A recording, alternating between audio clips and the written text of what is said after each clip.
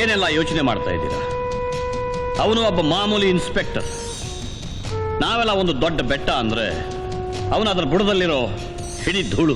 Children, ಒಂದ್ ಇಡಿಯಷ್ಟು ಸಿಡಿ ಮದ್ದು ಇಡೀ ಬೆಟ್ಟನೇ ಸೀಳಾಕತ್ತೆ. ನನ್ನ ಹತ್ರ ಇರೋ ದೊಡ್ಡ ಶಕ್ತಿ ಅಂದ್ರೆ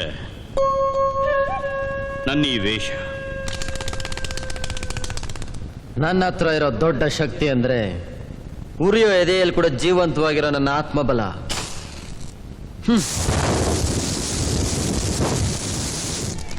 ಮಿಲಿಟರಿ ಆಗ್ಲಿ ಪೊಲೀಸ್ ಆಗ್ಲಿ ಈ ಮಕ್ಕಳು ಎದುರು ನಿಲ್ಸಿದ್ರೆ ಗುಂಡು ಹಾರಿಸೋದು ಸಾಧ್ಯನಾ? ನನಗೆ ಅಪಾಯ ಆಗೋ ಸಮಯ ಬಂದ್ರೆ ಈ ಮಕ್ಕಳ ಗೋಡೆಯಿಂದ ಕೋಟೆಯನ್ನು ಕಟ್ತೀನಿ. ಮಧ್ಯದಲ್ಲಿ ನಾನಿರ್ತೀನಿ. ಮಕ್ಕಳ ಮೇಲೆ ಯಾರು ಗುಂಡು ಹಾರಿಸಲ್ಲ. ನಾನ್ ನಿಮಗೆ ಕೊಡೋ ಟ್ರೈನಿಂಗ್ ಒಂದೇ. ನಿಮ್ ಕೈಯಲ್ಲಿ ಬಂದೂಕಿಲ್ಲ, ನೀವೇ ಬುಲೆಟ್ಗಳು, ಆಟಮ್ ಬಾಂಬ್ಗಳು. ಎಂತ ಗೋಡೆ ಅಡ್ಡ ಬಂದ್ರು ಸರಿ, ಸೀಳ್ಕೊಂಡು ಹೋಗ್ಬೇಕು.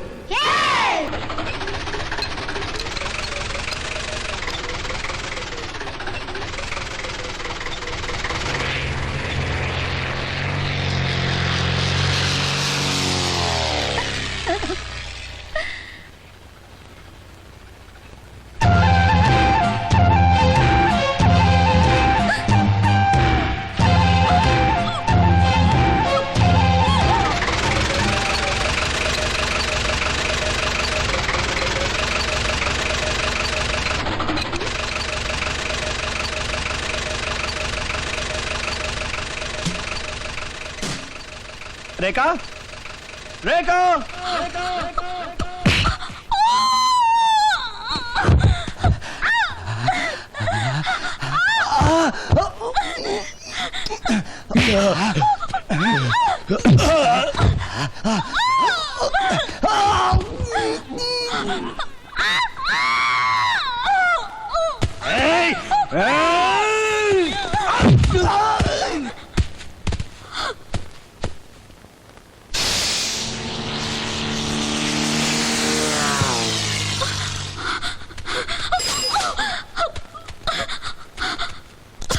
ಅಣ್ಣಯ್ಯ, ನನ್ ಕಾಪಾಡಣ್ಣಯ್ಯ. 3 ಜನ ರಾಕ್ಷಸರು ನನ್ನ ಹಿಂದೆ ಬಿದ್ದಿದ್ದಾರೆ. ಅವರೆಲ್ಲ ಸೇರ್ಕೊಂಡು ನನ್ನ ಹಾಳು ಮಾಡ್ಬೇಕು ಅಂತ ನೋಡ್ತಿದ್ದಾರೆ. ದೇವ್ರ ಹಾಗೆ ನೀನ್ ಸಿಕ್ದೆ. ನನ್ ಶೀಲ ಕಾಪಾಡಣ್ಣಯ್ಯ. ಇದು ಕಲಿಯುಗ. ಸುಮ್ನೆ ಓಡೋದ್ರಿಂದ ಕೂಗಾಡೋದ್ರಿಂದ ಶ್ರೀಕೃಷ್ಣ ಬರೋದಿಲ್ಲ ನಿನ್ ಮಾನ ಕಾಪಾಡೋದಿಕ್ಕೆ.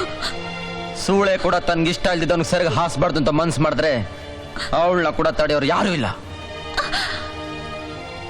ನಿನ್ಯಾರು ತಡೀತಾರೆ? ಶೀಲ ಜೋಪಾನವಾಗಿರೋದು ಹೋರಾಡೋರ್ ತೋಳ್ನಲ್ಲಿ, ಓಡೋರ್ ಕಾಲ್ನಲ್ಲ.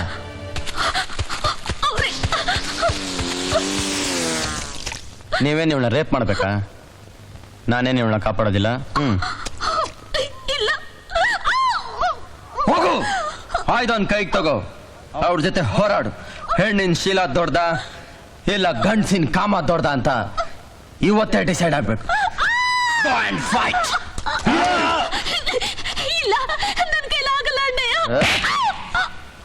ಮಾನನ್ ಕಾಪಾಡ್ಕೊಳಕ್ ಫೈಟ್ ಮಾಡದೇ ಇರೋಳು ನನ್ ತಂಗಿನೇ ಅಲ್ಲ. ನಿನ್ ಕೈಯಲ್ಲಿ ಆಗ್ಲಿಲ್ಲ ಅಂದ್ರೆ ಇನ್ನು ಒಂದೇ ಒಂದ್ ದಾರಿ ಇದೆ. ಆಯ್ದನ್ ತಗೋ, ನೀನ್ ಕತ್ತರ್ಸ್ಕೊ. ಸಾಯ್ಸು ಇಲ್ಲ ಸಾಯ್. ಅಮ್ಮ ಅಂತ ಮಣ್ಣಿನ ಮೇಲೆ ಬಿದ್ದಿದ್ಯಾ, ಆ ಭೂಮಿ ತಾಯಿ ಶಕ್ತಿನೆಲ್ಲ ತಗೊಂಡು ಎದ್ದೇಳು.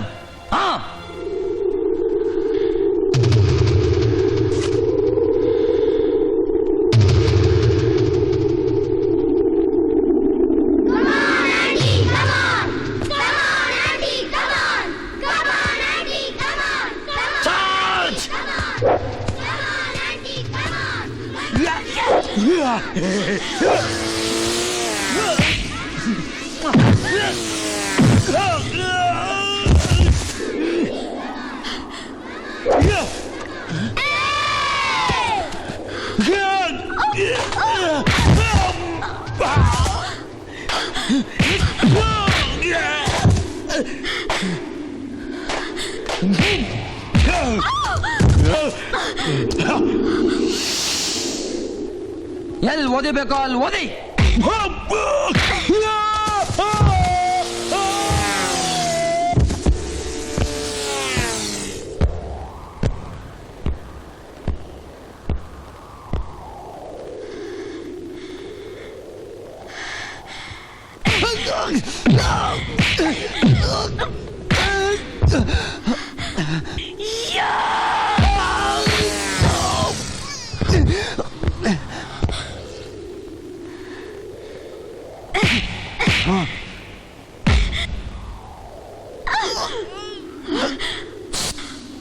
ತೆಗಿ ಅವನ್ ಕಾಮದ್ ಕಣ್ಣನ್ನ.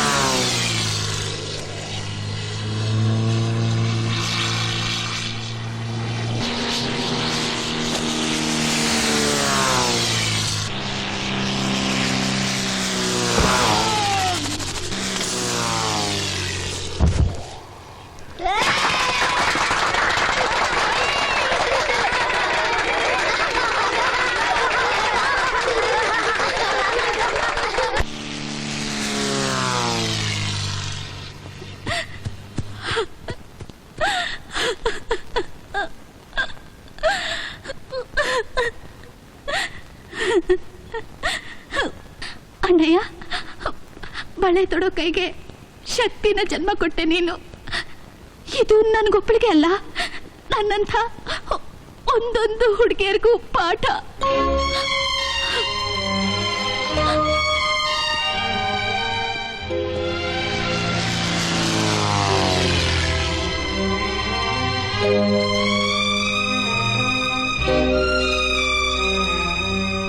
ರೇಖಾ!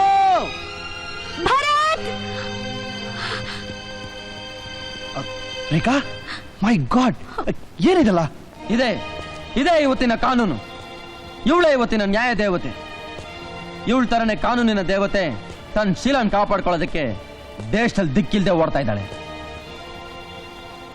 ರೇಖಾ, ನಿನಗೇನು ಆಗಿಲ್ಲ ತಾನೆ? ಆಗ್ತಾ ಇತ್ತು. ನಿನ್ ತರನೇ ನಾನು ಕಾನೂನಾಗ್ನೆ ಕಾಯ್ತಾ ಇದ್ದಿದ್ರೆ.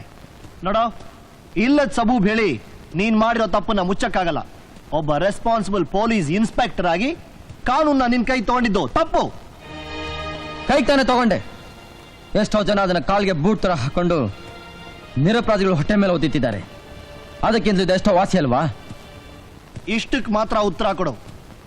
ಕಾನೂನ್ನ ನಿನ್ ಕೈ ತಗೊಂಡಿದ್ಯೋ ಇಲ್ವೋ? ಹಾ, ತಗೊಂಡಿದ್ದೀನಿ. ಯೂನಿಫಾರ್ಮ್ ಹಾಕೊಂಡು ಲಂಚ ತಗೋತಾರಲ್ಲ, ಆ ಥರ ಅಲ್ಲ. ಹಸುವಿನ ಮಕ್ಕೋಡ್ ಹಾಕೊಂಡು ಬಂದೂಕ್ ಚಲಾಯಿಸ್ತಾರಲ್ಲ, ಆ ಥರ ಅಲ್ಲ. ನಾನು ಕಾನೂನ ಕೈಲಿ ಹಿಡಿದಿರೋದು ಭಗವದ್ಗೀತೆ ಥರ. ಅದರಲ್ಲಿ ಕುರುಕ್ಷೇತ್ರನೂ ಇದೆ, ಧರ್ಮ ಯುದ್ಧನೂ ಇದೆ. ಪ್ರತಿಯೊಬ್ಬನು ನಿನ್ ತರ ಧರ್ಮಯುದ್ಧ ಶುರು ಮಾಡಿಬಿಟ್ರೆ ಇಡೀ ದೇಶನೇ ಸ್ಮಶಾನ ಆಗೋಗುತ್ತೆ. ಆಗೋಗ್ಲಿ. ಆದ್ರೆ ಈ ಹಿಂದೂಸ್ತಾನದ ಮಣ್ಣಿನ ಗರ್ಭದಲ್ಲಿ ವಿಷದ ಬೆಳೆ ಬೆಳೆಯೋದಕ್ಕೆ ನಾನು ಯಾವತ್ತೂ ಬಿಡೋದಿಲ್ಲ.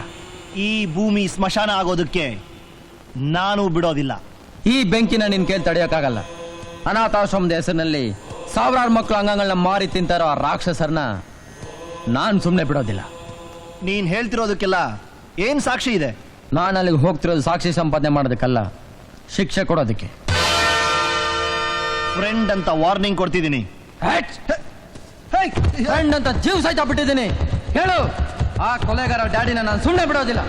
ನಿನಗೆ ಬೇಕಾಗಿರೋ ಸಾಕ್ಷಿ ತಾನೆ, ಅದು ಈ ಟೆಂಟಲ್ಲಿದೆ. ಈ ಸಾಕ್ಷಿಗಳು ಇಟ್ಕೊಂಡು ನೀನ್ ಕಾನೂನು ದಾರಿಯಲ್ಲ ಬಾ, ಆಗ ನಿನಗೆ ಗೊತ್ತಾಗುತ್ತೆ ನನ್ನ ದಾರಿನೇ ಸರಿ ಅಂತ.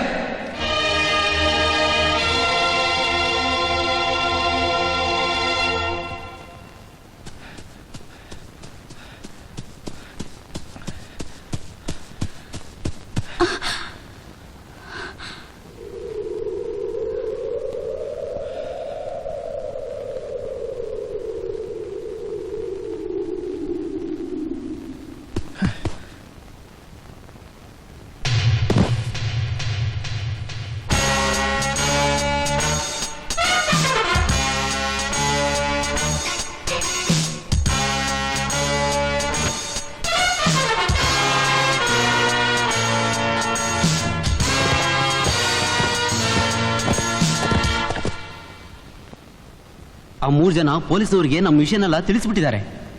ಈಗ ಪೊಲೀಸ್ನವರು ನಮ್ಮ ಆಶ್ರಮದ ಕಡೆನೇ ಬರ್ತಾ ಇದ್ದಾರೆ.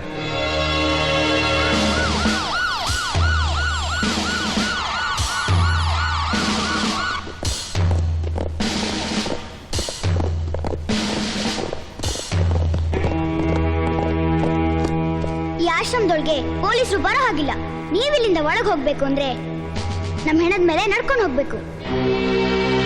ನಾನೊಂದು ದಿವಸ ಹೇಳಿರ್ಲಿಲ್ವಾ, ನನ್ನ ಮಕ್ಕಳೇ ನನಗೆ ಅಭೇದ್ಯ ಕೋಟೆ ಅಂತ.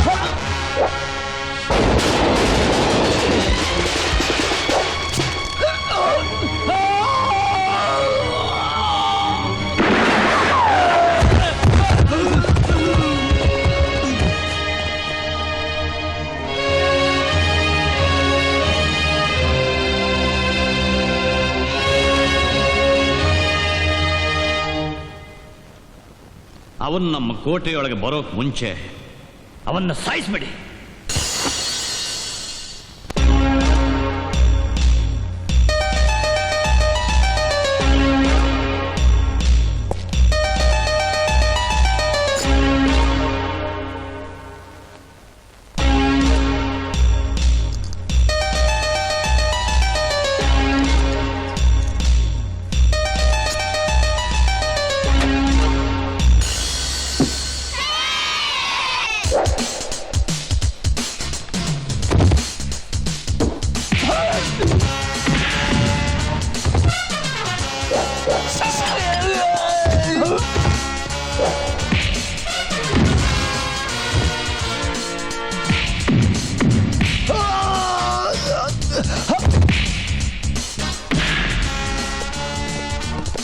Shoot him!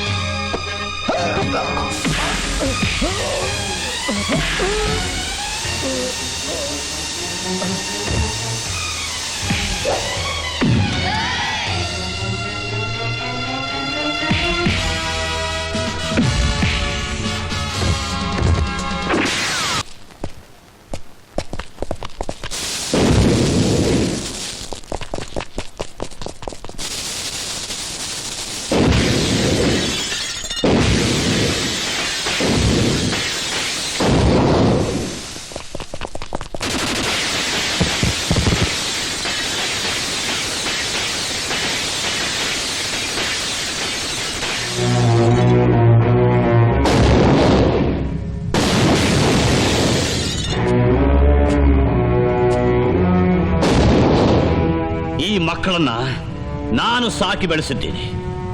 ಇವರು ಬದುಕಿದ್ರು ನನ್ನ ಜೊತೆ, ಸತ್ರು ನನ್ನ ಜೊತೆ. ಇವ್ರನ್ನ ನನ್ನಿಂದ ದೂರ ಮಾಡಕ್ಕಾಗಲ್ಲ ನೀನು. ಇವರೆಲ್ಲ ನನ್ನ ಆಸ್ತಿ. ಮಕ್ಕಳು ದೇಶದ ಆಸ್ತಿ, ದೇಶದ ಭವಿಷ್ಯ. ಈ ಮಕ್ಕಳು ಭವಿಷ್ಯ ಹಾಳು ಮಾಡೋದಕ್ಕೆ ನಾನು ಯಾವತ್ತೂ ಬಿಡೋದಿಲ್ಲ. ನೋಡು, ಈ ಮಕ್ಕಳು ದೇಹದ ಮೇಲೆ ನೀನು ಮಾಡಿರೋ ಪಾಪದ ಗುರುತುಗಳು ಕೂಗಿ ಕೂಗಿ ಹೇಳ್ತಾ ಇದೆ. ನಿನಗೆ ಯಾವ ಶಿಕ್ಷೆ ಕೊಟ್ರು ಸಾಲದು ಅಂತ.